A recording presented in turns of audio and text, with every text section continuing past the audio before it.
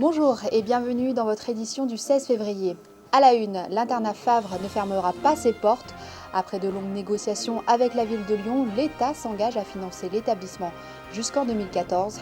Rassemblement des enseignants devant le rectorat aujourd'hui, ils réclament plus de moyens dans l'éducation. Et enfin, protestation inédite, des pompiers du Rhône ont manifesté en faisant don de leur sang. Ils dénoncent la dégradation de leurs conditions de travail.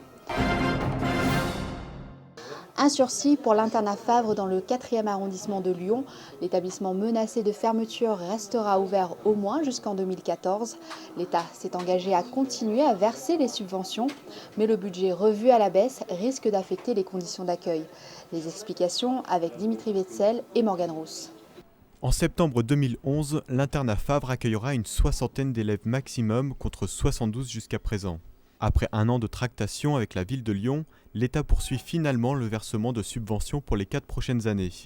Mais le montant s'élève à 200 000 € par an, soit 110 000 € de moins que l'année précédente.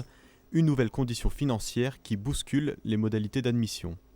Les élèves qui seront prioritaires à la rentrée prochaine sont les élèves du primaire. Il n'y aurait pas de réinscription de collégiens. Pourquoi cette décision ? Alors cette décision est très simple, c'est que les collégiens ne sont pas une mission municipale, mais c'est le Conseil général qui doit les prendre en charge.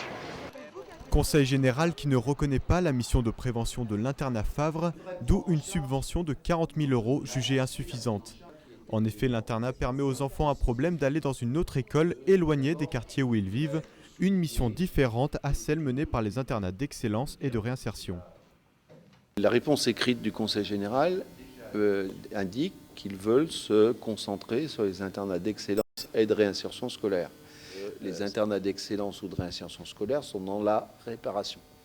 Il vaut peut-être mieux pour les enfants qu'on soit dans la prévention. La réduction du nombre d'enfants pour la rentrée 2011 entraînera des suppressions de postes, mais rien n'a été défini quant au personnel qui subira cette diminution d'effectifs. Une soixantaine d'enseignants s'est rassemblée devant le rectorat de Lyon cet après-midi. À l'appel de plusieurs syndicats, ils protestaient contre les suppressions de postes dans l'éducation. Une délégation a été reçue par le recteur. On écoute Éric Lahy, enseignant au lycée de la Martinière Montplaisir, au micro de Brice Nativel et de Vincent Serrano. Année après année, le nombre d'élèves par classe augmente. C'est que le nombre de dédoublements de classes se réduit et les réformes, elles organisent ces suppressions de postes. Là où je travaille cette année, il y a 3 postes entiers qui sont supprimés alors que nous avons exactement le même nombre d'élèves. Donc c'est ça la réalité. 282 postes devraient être supprimés à la rentrée prochaine dans l'Académie de Lyon.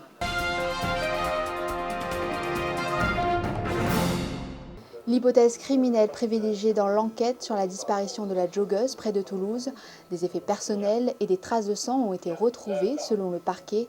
Une information judiciaire pour enlèvement et séquestration avec violence a été ouverte. Cette mère de famille de 49 ans a disparu lundi matin alors qu'elle faisait son jogging. La fronde dans les pays musulmans continue de s'étendre. Après la Tunisie et l'Égypte, les manifestations se sont multipliées, cette fois-ci à Bahreïn. 1 millier d'opposants au gouvernement ont campé dans la capitale Manama la nuit dernière, après la mort d'un opposant lors d'affrontements avec l'armée. Donner son sang pour protester, c'est l'opération menée par des sapeurs-pompiers du Rhône. Ils veulent attirer l'attention sur la dégradation de leurs conditions de travail. Ils étaient plusieurs ce matin dans les camions de l'établissement français du sang. Emmanuel Vieillard et Marion Bercher sont allés à leur rencontre. Michel Mercier nous saigne, mais nous donnons notre sang. Voilà ce qu'expliquaient ce matin aux passants les pompiers professionnels lyonnais avant de tendre le bras aux infirmiers. L'occasion pour eux de rappeler que les récentes négociations du mois de janvier entre leurs syndicats et Michel Mercier, leur président du conseil administratif, n'ont débouché sur aucune proposition acceptable. Recruter 18 pompiers chaque année pendant 3 ans à partir de 2012 n'est pas suffisant. On manque de pompiers professionnels parce qu'en 1990, nous étions 200 sapeurs-pompiers professionnels pour le département du Rhône, pour 75 000 interventions. Aujourd'hui, nous sommes passés à 100 000 interventions et nous sommes 150 pompiers. Sur Lyon, 200 postes de pompiers professionnels n'ont pas été renouvelés. Depuis 2 ans, en effet, ceux qui partent à la retraite ne sont pas remplacés. Le manque de personnel ne cesse de se faire sentir et les conditions d'intervention se détériorent. Désormais, il arrive aux pompiers qu'ils partent sur intervention à 3 alors qu'ils sont formés pour travailler à 4. Sur des interventions où la police n'est pas encore sur les lieux et qu'il y a pas mal de monde ou pas mal de choses à gérer. On est obligé de se diviser et à 3 personnes, on ne peut pas se diviser et en plus s'occuper de la victime. Les pompiers lyonnais souhaitent toujours voir leur salaire revalorisé. Mais aujourd'hui, ces hommes déplorent un mauvais dialogue social et disent se heurter au mépris de leurs supérieurs. Ce midi, leurs officiers n'avaient pas fait le déplacement. La Chambre des métiers et de l'artisanat a ouvert ses portes au public aujourd'hui. Organisée dans le cadre de la semaine de l'apprentissage et de l'enseignement professionnel, la manifestation a pour but de faire rencontrer les jeunes et les professionnels de l'artisanat. Reportage de Sarah Missaoui et Ralida Joumeni. L'artisanat et les métiers d'avenir, c'est ce que sont venus découvrir une centaine de jeunes à la Chambre des métiers et de l'artisanat de Lyon. Une occasion pour le centre d'aide à la décision de mettre face à face artisans et jeunes encore indécis. Nous recevons des jeunes entre 16 et 25 ans.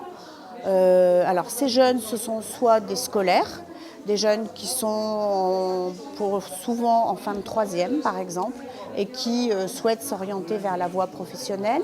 Mais on reçoit aussi de plus en plus d'étudiants. Ces jeunes en quête de réponses en profitent pour créer des liens avec le monde professionnel, mais aussi pour en savoir plus sur les débouchés, le marché du travail ou encore le montant des salaires.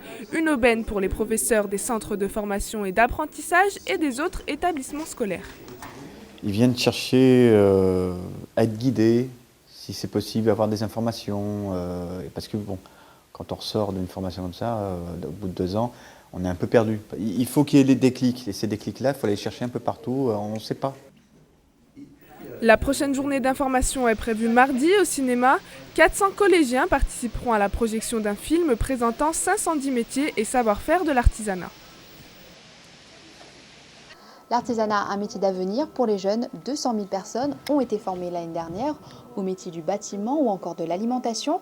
En Rhône-Alpes, le secteur emploie 262 000 personnes.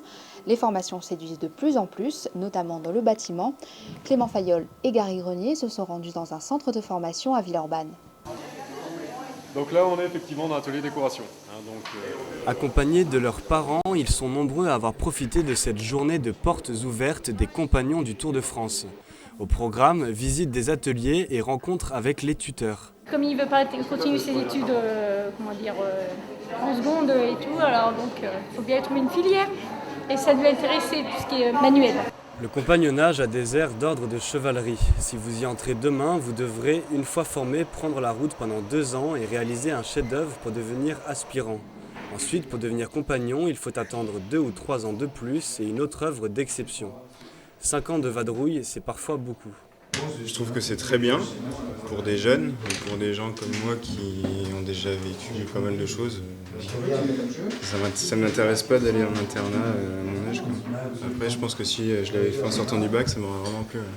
En Rhône-Alpes, ils sont 540 apprentis sur 3 sites. Ils bénéficient de formations professionnalisantes et CAP dans les métiers du bâtiment ou du BTP. Le compagnonnage ne se contente pas de former professionnellement, il a pour vocation d'inculquer certaines valeurs. Ce qu'on essaie d'apporter à nos jeunes, c'est un savoir-être qui permette de s'adapter au monde de l'entreprise, notamment déjà d'arriver à l'heure, ce qui n'est pas forcément le cas pour tout le monde. C'est d'être capable de se remettre en question.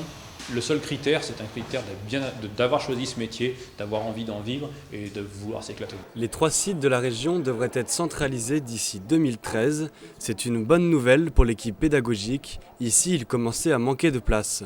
Le nouveau bâtiment, plus spacieux, est en construction dans le 3e arrondissement. Et on termine par un mot de sport. Après la victoire de Tottenham à Milan et le match nul de Schalke à Valence, la Champions League continue.